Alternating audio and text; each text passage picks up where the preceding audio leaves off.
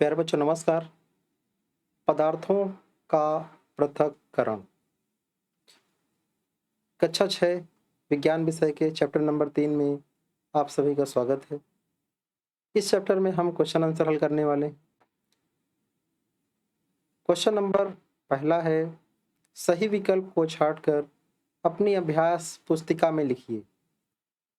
का नंबर है, शुद्ध पदार्थ वे पदार्थ हैं, ऑप्शंस दिए हुए हैं, जो खाने में शुद्ध हों, जिन्हें छानकर और वाष्पित कर पृथक किया जा सके, जिनमें सभी अणु समान प्रकृति के हों, जो विभिन्न तत्वों के मिश्रण।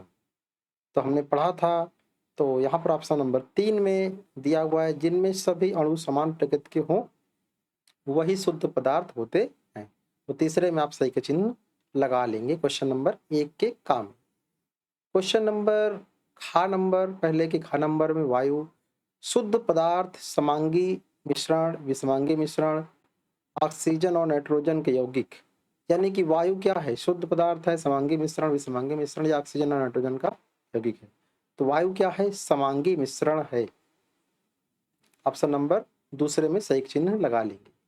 फिर दिया हुआ है बालू और लोहे के की छीलन को कैसे पृथक करें। यहाँ लोहा आ गया है, तो ऑप्शंस देखते हैं, बिनकर, चुंबकीय पृथक्करण द्वारा, फटक कर और चाल कर। तो इसमें सेकंड नंबर सही है, चुंबकीय पृथक्करण के द्वारा। आइए बढ़ते हैं पदार्थों के पृथक्करण के क्वेश्चन नंबर 2 की तरफ। यहाँ पर खाली स्थान भरना है, रिक्त स्थान की पूर्ति करना है। तो ऑप्शन नंबर उत्तर नंबर दूसरे का नंबर है। यहाँ पर विधि दूध से क्रीम को पृथक करने में उपयोग की जाती है। तो यहाँ पर भरेंगे अपकेंद्रण, यहाँ से अपकेंद्रण भर लेंगे। फिर है कपूर और साधारण नमक का मिश्रण विधि से पृथक करते हैं। किस विधि से पृथक करते हैं? ऊर्ध्वपातन को हम भर लेंगे, ऊर्ध्वपातन, यहाँ पर ऊर्ध्वपातन भरेंगे।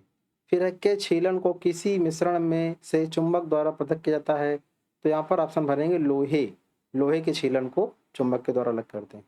फिर दिया हुआ है घ नंबर, नमक और पानी के मिश्रण से नमक किस विधि द्वारा प्राप्त होता है? तो वाष्पन विधि द्वारा पृथक किया जाता है। फिर दिया है आसवन विधि द्वारा से शुद्ध जल प्राप्त होता है। आसवन विधि द्वारा भाप से शुद्ध जल प्राप्त होता है। यहाँ पर भाप हम भर देंगे। क्वेश्चन नंबर 3, निम्नलिखित में सत्य असत्य छांटना है और उसको हमने लिख देना।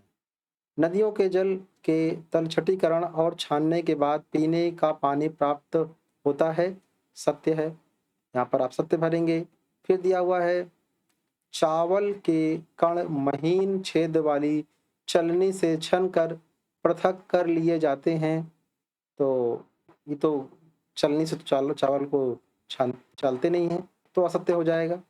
गा नंबर, समुद्री जल को वाष्पित करके नमक प्राप्त किया जाता है, बिल्कुल सत्य है, सत्य भर देंगे यहाँ पर। घ नंबर, शुद्ध पदार्थ समांगी पदार्थ हैं, जिनमें केवल एक प्रकार के ही अणु होते हैं। तो ये असत्य है, एक ही प्रकार के अणु नहीं होते हैं, कई प्रकार के अणु हो सकते हैं। शुद्ध पदार्थ समांगी पदार्थ हैं, जिसमें केवल एक ही प्रकार के अणु होते हैं। तो शुद्ध पदार्थ की बात है, बिल्कुल सत्य है। सॉरी, यहाँ पर गलत लिखा हुआ है, यहाँ पर सत्य होगा, ये सत्य है। यानी कि एक ही प्रकार के अणु पाए जाते हैं शुद्ध पदार्थ में। फिर है चीनी का शरबत विषमांगी मिश्रण है, ये असत्य है, समांगी मिश्रण है, यानी कि यहाँ पर असत्य भर देंगे। क्रोमेटोग्राफी द्वारा रंगों का विभेदीकरण करते हैं, बिल्कुल सत्य है। क्वेश्चन नंबर 4, यहाँ पर विधियां लिखना है, काम और विधियां दोनों लिख देना है। तो का नंबर दिया हुआ है, दूसरे अवयवों से भारी हो तो कौन सी विधि लगाएंगे? फटकना और ओसाना। फटकना और ओसाना यहाँ सामने लिख देंगे। फिर दूसरे अवयवों से बड़ा हो तो बिनकर और चालना के द्वारा हम पृथक कर लेते हैं। फिर दिया है दूसरे अवयवों से आकृति और आकार भिन्न हो तो केवल बिनकर भी आप अलग कर सकते हैं। फिर है एक पानी में घुलनशील, दूसरा अघुलनशील हो तो निथारना या छानना, ये दोनों जो के माध्यम से हम ये चीज कर सकते हैं। फिर है आखिरी, दूसरे अवयवों से भारी हो और दूसरा अवयव डूब गया हो, तो इसके लिए आसवन विधि और अपकेंद्रण विधि प्रयोग हो सकती है।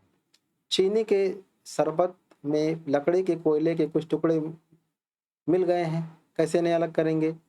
तो चीनी के शरबत में से लकड़ी और कोयले के जो छोटे टुकड़ों को हम छान कर अलग कर लेंगे, फिर दोनों को चुनकर अलग कर लेंगे। क्वेश्चन नंबर 6, संक्षेप में उत्तर दीजिए। शुद्ध और अशुद्ध पदार्थों में क्या अंतर है?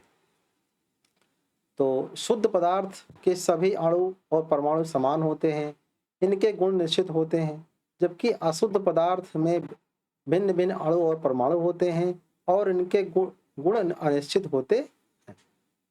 क्वेश्चन नंबर ख नंबर है, समांगी और विसमांगी मिश्रण किसे कहते हैं? तो समांगी मिश्रण ऐसे मिश्रण जिनमें दो या दो से अधिक अवयव उपस्थित होते हैं किंतु उन्हें अलग अलग नहीं देखा जा सकता, समांगी मिश्रण कहलाते हैं।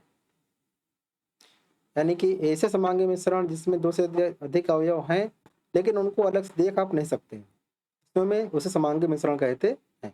विसमांगी मिश्रण क्या होता है? ऐसे मिश्रण जिनमें उनके अवयवी पदार्थों को अलग अलग देखा जा सकता है, इसे विसमांगी मिश्रण कहते हैं।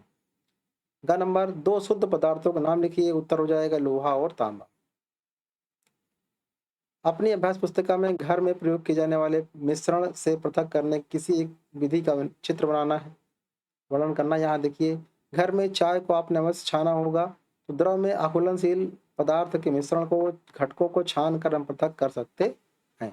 ये एक प्रयोग है जिसके माध्यम से हम कर सकते हैं। क्रोमैटोग्राफी विधि का प्रयोग कहाँ होता है?